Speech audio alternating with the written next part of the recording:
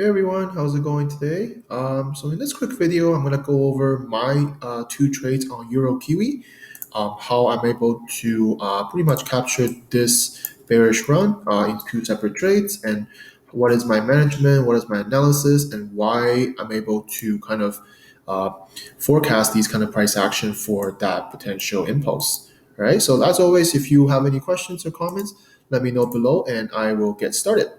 So as always, how I do my analysis, those of you guys who know me, is I'm following from multi-time frame analysis. Okay, so I'm always going to look at the market from the higher time frame perspective first, so it gives you a very clear kind of idea, clear kind of bias that it will help you to get a better edge in the market.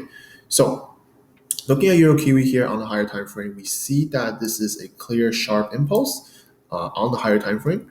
And naturally, after such a strong move, we're going to be looking for a consolidation period, correction period, looking to correct the price in time. And looking at the latest kind of this piece of the structure here is that we have these two swing highs, and this is usually where the price is going to be the most active when you just kind of break the previous high. Okay, this is how we're always going to identify these kind of potential run of the market. You see this potential kind of a double top, price is reacting to this area, and then we have this kind of a sharp push down. So naturally, I'm thinking from a higher time frame perspective, very clear for the next kind of continuation bearish move. So let's drop down the time frame. We're seeing what the daily is telling us. We know that this was the COVID rise, the market collapse, and then instead of continue the price, okay, usually when you see this kind of a bullish push, bullish impulse, you're naturally looking for some sort of continuation correction, continuation structure for the next buy move. Instead, price did not do that. And this is where we call a reversal impulse, right? You had a bullish impulse and then reversal impulse, bearish impulse, and then followed by a bearish correction. So impulse, correction, impulse, right? Very basic understanding of price action. If we zoom out a little bit, this is just one impulse on the higher time frame, and you're always going to be looking for some sort of correction to continue the down move. So that's kind of what the higher time frame telling me. You have a good bias, you have a good edge now that you know that we're in the higher time frame impulsive phase and looking for the setup on the lower time frame. So let's go to the far here. This is where you dig a little bit more deeper on what the price is telling you. We see that this is a clear impulse on the lower time frame. You have this kind of a slanted head and shoulder pattern, impulse down, and you're naturally going to be looking for some sort of correctional structure to continue this down move. So every time when price get to the top, and this is where I'm able to get into three different sales. Okay, I'm going to talk about this run here, but there's previous trade I took as well. Those of you who follow me in Telegram, you'll know that I took these Euro Kiwi trade as well. They weren't the one to go down, and they weren't the one to go down. But based on the price action, you have to understand that we don't know how the structure will evolve. But every time when we see the structure at the top, when we see reversal price action, that is where you want to be able to get in the trade and capitalize it. So you can see that when price is only at this area, this is what the structure you're looking at. You had this double top, you had the first impulse, first correction, next impulse, right? But it didn't break this previous low, and then price bounced up again. And then second trade, when you're looking at the structure this way now, you see that price break the previous top again, previous top, so double top on the recent top. You have the first impulse, first correction, and then next impulse, right? And you see price break the low, but again, no continuation correction. You see, no continuation correction. Instead, what the price is doing, break the previous low, it had this inverse head and shoulder pattern, right? Inverse, very clear. And I talk about this in my weekly outlook when the price was in this area. I mentioned this is a pretty clear buy setup if those of you guys are interested, and then price bullish push up. But we're back to where we were at 2 times ago, right? Because the price action double top once again, break the previous top, and then I mentioned once we break the previous top, look to the lower time frame for confluences for confirmation, right? You go down to the lower time frame. This is going to give you the clarity of that you have the higher time frame bias for the bearish move, and you go down to the lower time frame for that extra confirmation. So price react to this top. You had the first impulse, first correction, and then the next impulse happened. So this could be already the first entry that those of you who are interested could get in right here. But personally, I didn't catch this one. I was waiting for something else a little bit more. So we had this impulse, correction, impulse, very clean, and then we have this really close, very tight kind of correction. This is the usual ones that I like to look for. You had this impulse on the lower time frame, correction on the lower time frame, and looking for the next breakout. And this is why I entered for my first trade, just a 30 pip stop loss above the previous high, and then looking for the impulse down.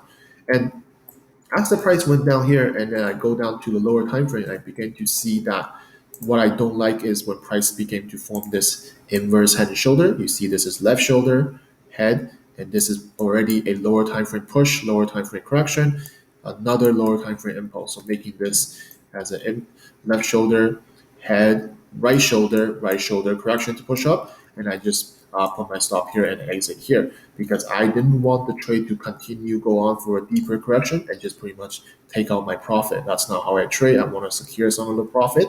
So once I see that price takes me out, and then I'm still looking at this because I see that the structure is beginning to form a correction now, okay, a potential ascending kind of channel, and because I understand the higher time frame, right? I understand when we're in the higher time frame, this could be the next impulsive phase of the market condition, and I don't mind, um, understanding that you just enter a trade, you secure profit. I don't mind enter the trade back again. This is why when I move my stop loss here, my trading plan is always to look for the next continuation to get back in. All right, this is just my plan, of course. There's some people who can enter the trade and just looking for hold the trade. There's nothing wrong with that. There's no right and wrong in terms of trading plan or management. It's what works for you as a trader, as your style and strategy. And me personally, I'm happy with 2.5 to 1 risk reward, and then I can still enter this trade back, which is what I did in this case, which is how I'm able to get back into this trade because I see that the lower time frame is clearly showing me a ascending channel, so a continuation to continue this move. And we zoom down a little bit more, you see this left shoulder, head, right shoulder making in this area, and you see this impulse on the lower time frame and continuation. So all these things give me enough confluence to enter the next sell, and this is where I enter for an entry order here. Again, 30 pip stop loss above the highs of this correction. Sorry.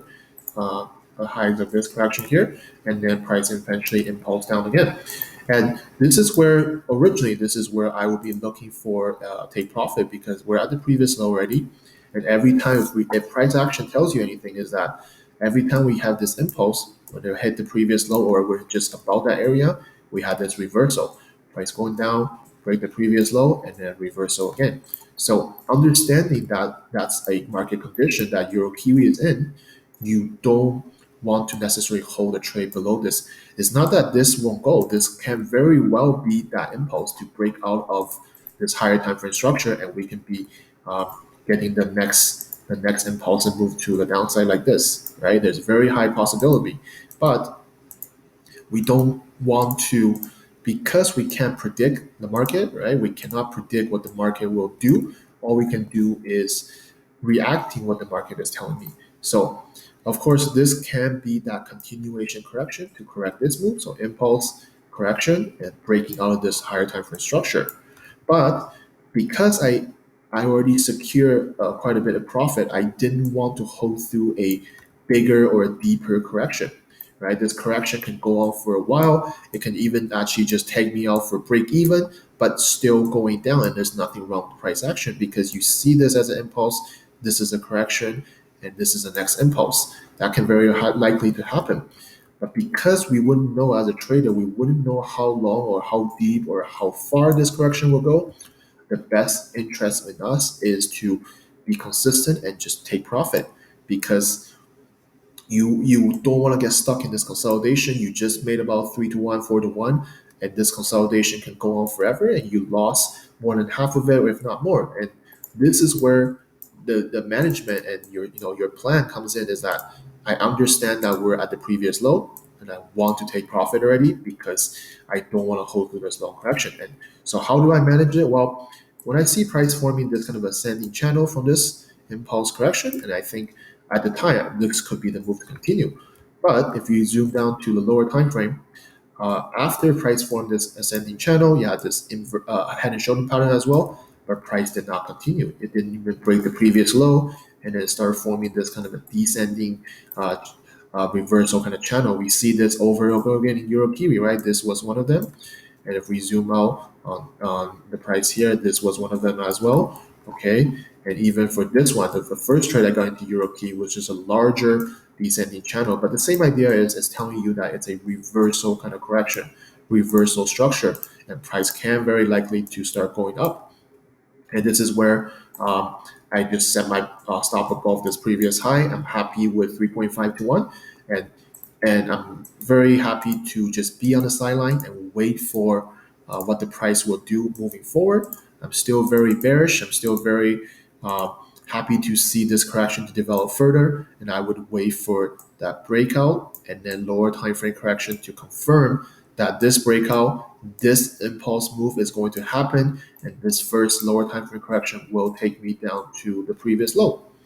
Okay, so this is how I manage the trade, because I understand that even though there's a very high probability that this impulse move can happen from the top, but I don't need to hold through the entire trade. Okay, this is how my style is a little bit different than other people, and there's no right and wrong, because someone can be entering from the top, holding the whole trade down, and that's perfectly fine. Nothing wrong with that as long as that's in your plan and strategy. But personally, for me, I'm happy to take 3 to 1 on average, 3 to 1 on average, and then looking for the next entry. It doesn't mean that I'm just gonna not enter your queue anymore. What is likely to do is forming this correction and then waiting for that impulse out, waiting for that lower time for correction, and I'll get back into Euro Kiwi and still bank, potentially 3 to 1, 4 to 1 down to the previous low, and we'll add the three trades up, and that would be a very good run of the bearish move. I don't need to hold through the trade, because this way, when I exit the trade, I'm more safer. I secure the profit, and I'm happy to observe what the market will do and then get back into it and to capitalize that. All right, everyone. So that is what I see on Euro Kiwi. I still look for the bearish move in upcoming market in upcoming week or so and see what the price will do. And that is my management behind that as well on those two trades. So if you have any questions, let me know below. And if you have any comments, I'm happy to hear those as well. And I'll see everyone next time, actually tomorrow, because I'm going to do a stream tomorrow in the London session for the weekly outlook. So feel free to join me in my Telegram and in my live stream, and chat with you guys then. Thank you very much.